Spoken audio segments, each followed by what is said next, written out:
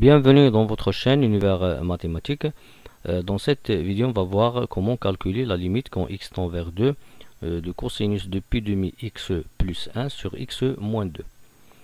Donc pour le calcul de cette limite et pour calculer différentes limites, on peut utiliser le calcul direct, c'est-à-dire on va remplacer le x pour cette fonction par 2.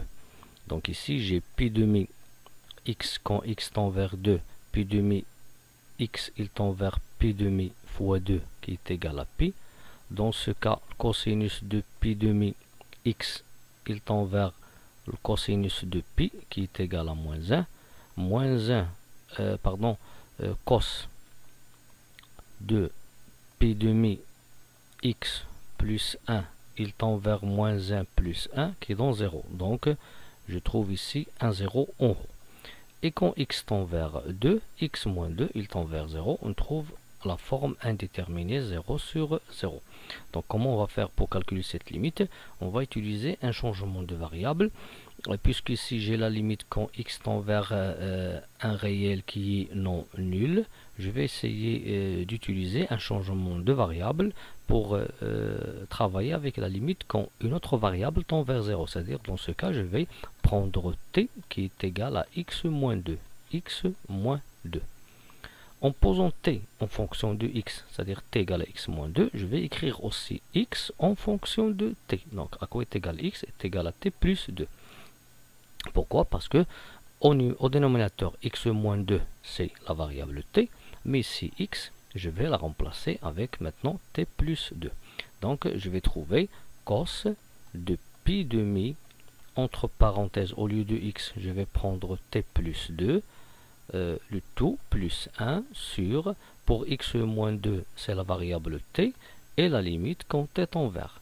Donc ici, puisque x tend vers 2, alors x moins 2 il tend vers 0, donc t il tend vers 0. Par suite, t tend vers 0. Donc cette limite est égale à cette limite maintenant. Donc, on va trouver la limite quand t tend vers 0 de cosinus de pi demi facteur de t plus 2 plus 1 sur t. Bien, avec ce changement de variable, t est égal à x moins 2. Après, on va simplifier cette expression-là. Pi demi fois t plus 2. Donc pi demi facteur de t plus 2, il nous donne pi demi t plus 2pi sur 2, ça donne pi. Donc on trouve la limite quand t tend vers 0 de cosinus de pi t sur 2 plus pi, le tout plus 1 sur t. Après on va simplifier cosinus de pi t sur 2 plus pi. Bien, on sait que le cosinus de a plus pi est égal à moins cosinus de a.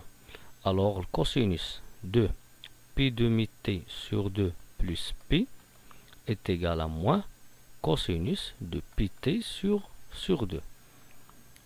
Et bien sûr, ici, je vais trouver moins cosinus de pi t sur 2 plus 1, que je vais l'écrire 1 moins le cosinus. Donc, on trouve la limite quand t tend vers 0 de 1 moins cos de pi t sur 2, le tout sur t. C'est-à-dire, on a simplifié, on a utilisé le changement de variable t est égal à x moins 2.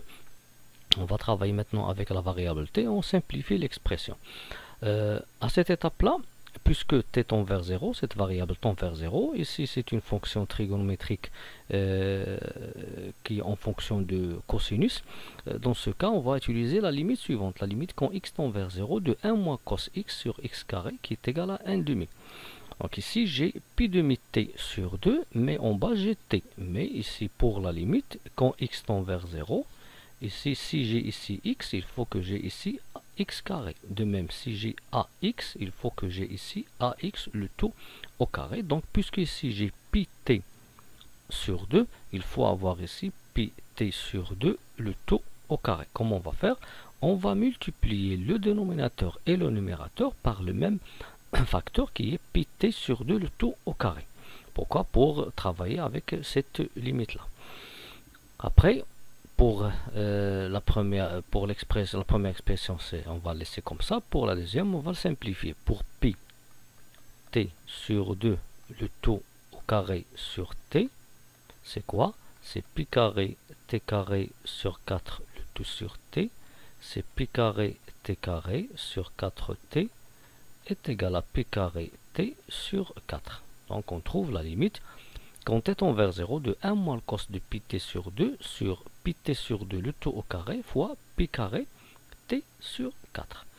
Pour cette limite-là, on voit que cette limite-là, c'est celle-là. Pourquoi? Parce que si je prends par exemple u, une autre variable qui est égale à pi t sur 2, bien, donc cette limite-là, il va devenir la limite quand u tend vers quoi? Quand t tend vers 0, ici j'ai pi t sur 2, quand t tend vers 0, alors u il tend vers 0, donc u il tend vers 0, de 1 moins, cos de quoi? Pi t sur 2, ici j'ai u, et ici j'ai le carré, donc u carré. Et on voit que cette limite, c'est quoi? C'est celle-là. Au lieu de x, que j'ai ici comme variable, ici j'ai le u. Alors cette limite est égale à 1 demi. Donc, dans ce cas, cette fonction-là, il tend vers 1 demi. Pour l'autre, c'est très simple. Pi carré t sur 2, quand t tend vers 0, il tend vers 0. Donc on obtient 1 demi fois 0, qui est égal à 0. Donc, la limite, quand x tend vers 0 de cos de pi demi x plus 1 sur x moins 2 est égal à 0. Merci.